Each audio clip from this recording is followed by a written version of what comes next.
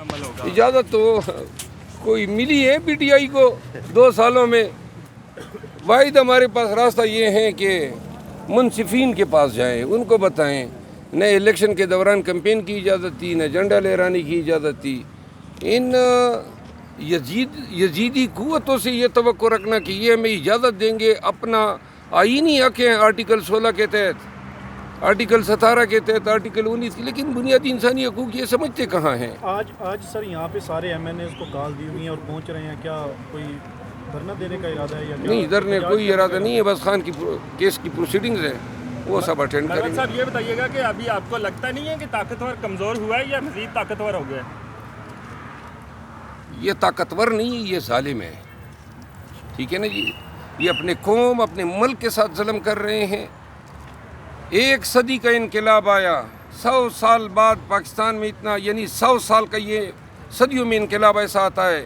پنجاب نے پہلی دفعہ تاریخ میں جو ہے اسٹیبلشمنٹ کے خلاف ووٹ دیا ہے, اور جناب یہ بن گئے صدر, وزیر اعظم, گورنر, وزراء. ایسا ہوتا ہے مہذب ممالک میں. مینڈیٹ چوری کیا انہوں نے, آئین کو توڑا ہے, اور اس میں جو بائیڈن کی حکومت کی ایما پہ یہ سب کچھ پاکستان میں ہو رہا ہے. تو لہٰذا جو یہ کر رہے ہیں ملک کے ساتھ 9 مئی کے نام پہ, 9 مئی کا ڈھکوسلا ہے, اور آج تک کل پرسوں خواجہ آصف کا بیان آیا, یہ ہر چیز پہ گمراہ کن بیانات دے رہے ہیں. اور جو فوجی شہید ہوئے تھے ہم نے ان کی مغفرت کی ہے. آئی ایم ایف کے حوالے سے غلط بیان دے رہے ہیں کہ آئی ایم ایف پہ ہم کہہ رہے ہیں کہ پاکستان کو قرض. ہم نے تو صرف اتنا کہا ہے کہ جی جو شرائط ہے اس میں آپ کے بل, بجلی کے, گیس کے, آپ کی پیٹرول, آپ کی گورننس, آپ کے الیکشن کے اخراجات سب آئی ایم ایف سے ہو رہے ہیں.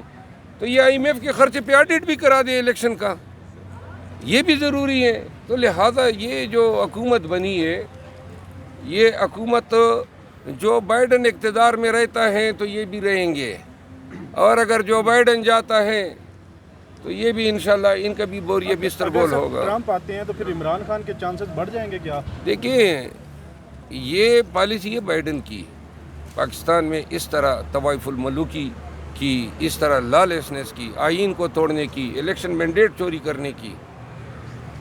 اور امریکی صدر کے لیے پاکستان جیسے ملک میں یہ کروانا یا نہ کروانا, بائیڈن کی, ٹرمپ کی اپنی ترجیحات ہیں, لیکن اگر ٹرمپ صدر بنتے ہیں تو شاید یہ جو پاکستان میں ہو رہا ہے پی ٹی آئی کے ساتھ, اس کی روک تھام ہوگی.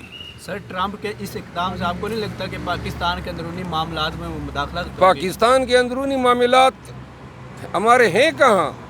ساری عمر تو ہم پٹو رہے ہیں امریکہ کے. کون سی پالیسی ہیں جو ہماری امریکہ کے بغیر ہم نے کبھی بنائی ہو؟ یہ کیا خود مختاری کے نعرے آپ لوگ لگا رہے ہیں؟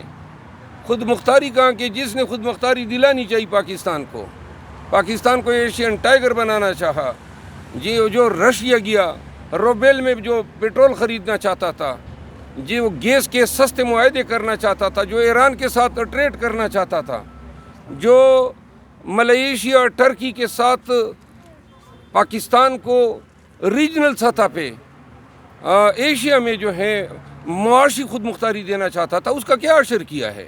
جیل میں ڈالا ہوا ہے. پارٹی آپ نے ان کی توڑ دی, مینڈیٹ ان کا چوری کیا, قتل آپ نے ہمارے ورکرز کیے, ہمارے ورکروں کو جیلوں میں ڈالا ہے. ابھی بھی سینکڑوں پڑی ہوئی ہیں, خواتین تک پڑی ہوئی ہیں. یہ ظلم دیکھو پاکستانیوں, یہ آپ لوگوں کے ساتھ ظلم ہو رہا ہے. ہم آپ کے بچوں کی جنگ لڑ رہے ہیں, آپ کی مستقبل کی جنگ لڑ رہے ہیں. پاکستان میں جب تک حقیقی آزادی نہیں آئے گی, یہ مصلحتوں کے تحت یہ ذلالت بری زندگی ہمارا مقدر رہے گی. فروز صاحب, میڈیا کے اوپر پابندیاں مزید لگنے جا رہی ہیں. کسی بھی بات کرنے کے اوپر ایف آئی آر ہو جاتی ہے اور ایف آئی اے کو نوٹس, ایف آئی اے کی طرف سے نوٹس ہو جاتا ہے.